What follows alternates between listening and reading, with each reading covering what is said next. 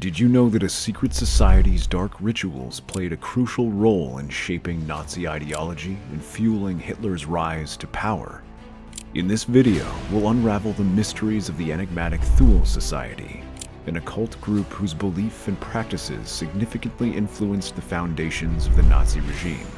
Get ready to uncover the shocking truths about how these clandestine rituals and hidden agendas laid the groundwork for one of history's most terrifying periods. Stay with us until the end to reveal the dark legacy of the Thule Society and its impact on the Nazis' ascent.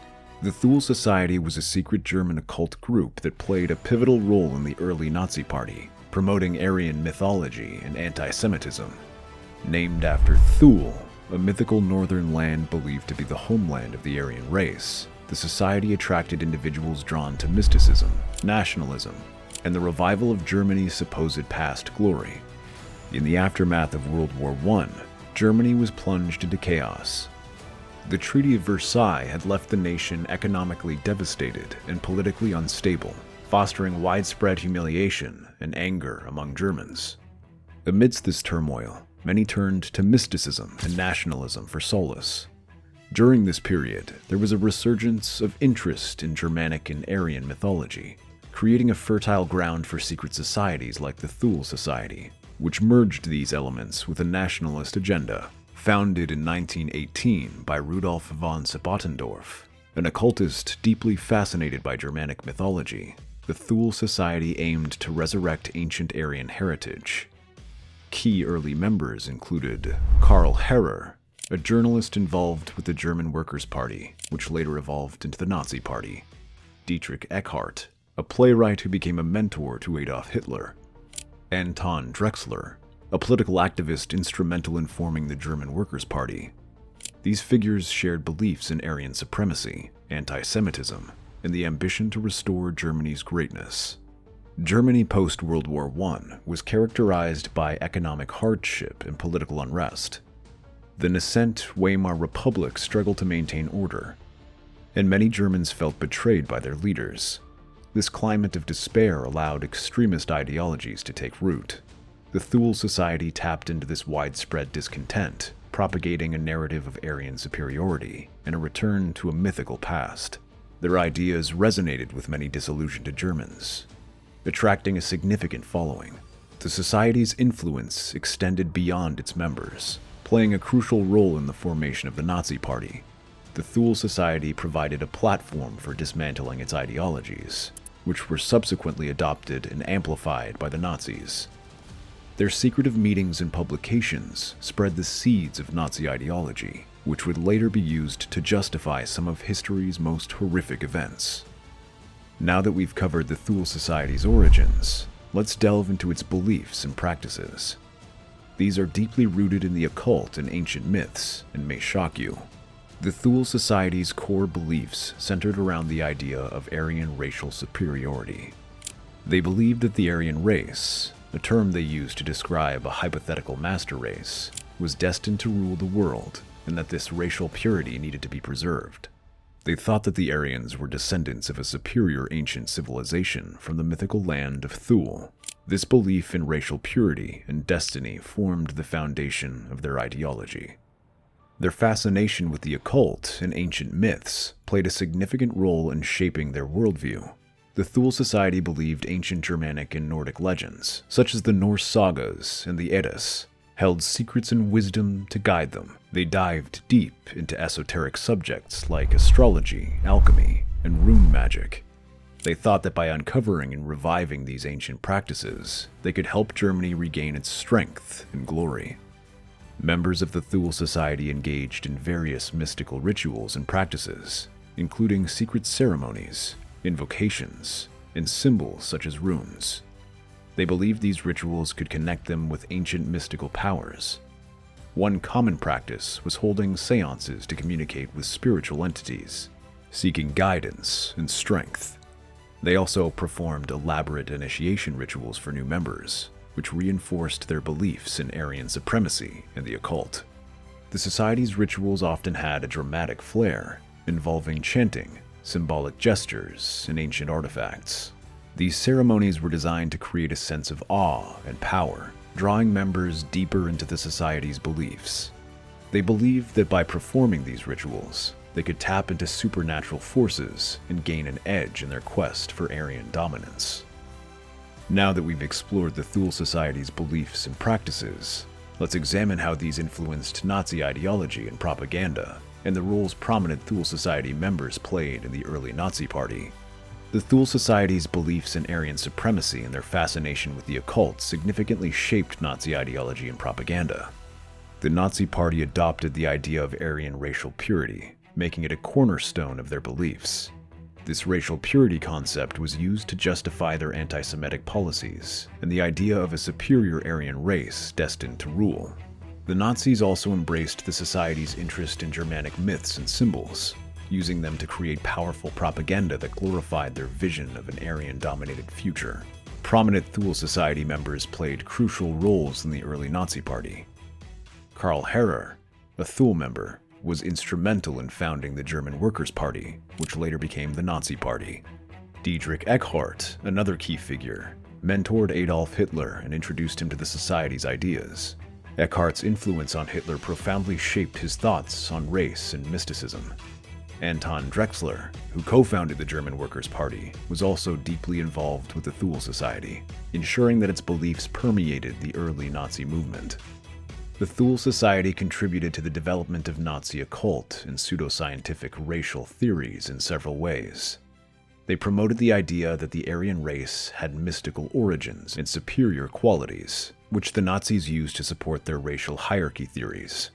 The Society's interest in esoteric subjects and ancient myths provided a pseudo-historical basis for Nazi racial policies. This blend of occultism and racial theory created a compelling, though entirely fabricated, narrative that the Nazis used to unify and inspire their followers. By incorporating the Thule Society's beliefs and members into their ranks, the Nazis developed a unique ideology that combined mystical elements with a brutal racial agenda. This fusion helped them create a powerful, dangerous movement that led to some of history's darkest events. The Thule Society's reach extended deeply into the Nazi hierarchy, influencing some of the most notorious figures of the regime. Let's delve into the connections between this secretive group and the key individuals who shaped Nazi Germany.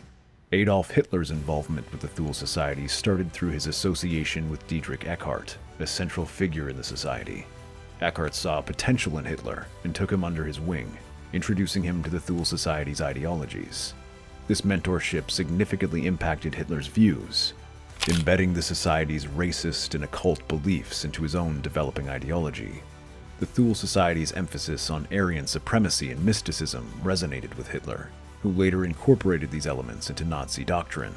Heinrich Himmler, the head of the SS, was another high-ranking Nazi deeply influenced by Thule Society teachings. Himmler's obsession with the occult led him to integrate these beliefs into the SS, transforming it into a quasi-religious order devoted to Aryan supremacy. He established the Unravel, an institute dedicated to researching ancient Germanic history and the occult, aiming to provide a pseudoscientific basis for Nazi racial policies. Himmler believed that reviving the ancient Aryan practices and rituals would empower the Nazi regime and justify its actions. Rudolf Hess, Hitler's deputy, was also known for his interest in the occult and astrology, which were in line with the Thule Society's teachings. Hess's fascination with these subjects influenced his actions and decisions within the Nazi Party, further entwining the Society's beliefs with Nazi policies. There is substantial evidence to support the claim that the Thule Society members wielded significant influence within the Nazi regime. For instance, many early Nazi leaders, including Karl Herrer and Anton Drexler, were Thule Society members. This ensured that the Society's ideologies were embedded in the party from its early days. The Thule Society's use of symbols, such as the swastika, which the Nazis later adopted, further highlights this influence. The swastika, initially a symbol of Aryan identity used by the Thule Society, became the emblem of the Nazi Party, symbolizing their shared beliefs in racial purity and supremacy. Historical records and personal accounts from the time provide clear evidence of the Thule Society's impact on the Nazi regime. Eckhart's writings and mentorship of Hitler are well documented, showcasing how the Thule Society ideologies were imparted to him. Himmler's establishment of the Unravel and his integration of occult practices into the SS demonstrate the society's lasting influence on Nazi structures and policies. The Thule Society's dark legacy is evident in the actions and beliefs of these key Nazi figures. Their teachings on Aryan supremacy, the occult, and mysticism became integral parts of Nazi ideology, shaping the regime's brutal policies and actions. This influence helped create a narrative that justified some of history's most horrific events, showing just how deeply the Thule Society's beliefs permeated Nazi Germany. The Thule Society was not just a secretive group, but also an active producer of publications and propaganda that spread its ideologies far and wide. These publications played a crucial role in disseminating its ideas to a broader audience, influencing early Nazi activities and leaving a lasting legacy. One of the Society's key publications was the newspaper Münchener Beobachter, later renamed Volkscher Beobachter, when it became the official newspaper of the Nazi Party. This paper was instrumental in spreading anti-Semitic propaganda, promoting Aryan supremacy, and voicing the group's occult and mystical beliefs. Through such publications, the group was able to reach and influence a larger audience, planting the seeds of Nazi ideology among the German populace. Their printed materials often included articles on Germanic mythology, racial purity, and the supposed threats posed by Jews and other minority groups. These themes were designed to resonate with the widespread discontent in post-World War I Germany, tapping into the nation's sense of humiliation and loss. By framing these issues in mystical and historical contexts, the group created a compelling narrative that appealed to many disillusioned Germans. The group also played a significant role in the early years of Nazi rallies and gatherings. Their meetings often served as a platform for Nazi leaders to articulate and refine their ideas. The group's members provided crucial support for these events, helping to organize and fund early Nazi activities. These gatherings were more than political rallies. They were infused with mystical rituals and symbolism, creating an aura of destiny and righteousness around the Nazi cause. Despite its significant early influence, the group began to decline as the Nazi Party rose to power. Once the Nazis established their regime, they distanced themselves from the more overtly mystical and occult elements to appear more rational and legitimate. Additionally, many of the group's goals had been absorbed into the broader Nazi agenda, making the society itself somewhat redundant. The eventual dissolution was also due to the internal conflicts and the shifting priorities of its members. As the Nazis consolidated power, some members moved into official positions within the regime, while others found their mystical pursuits sidelined by the more pragmatic demands of governance of war. After the fall of the Nazi regime, the ideas propagated by the group did not entirely disappear. While the society itself faded away, its beliefs in Aryan supremacy and its use of occult symbolism persisted in various neo-Nazi and far-right groups.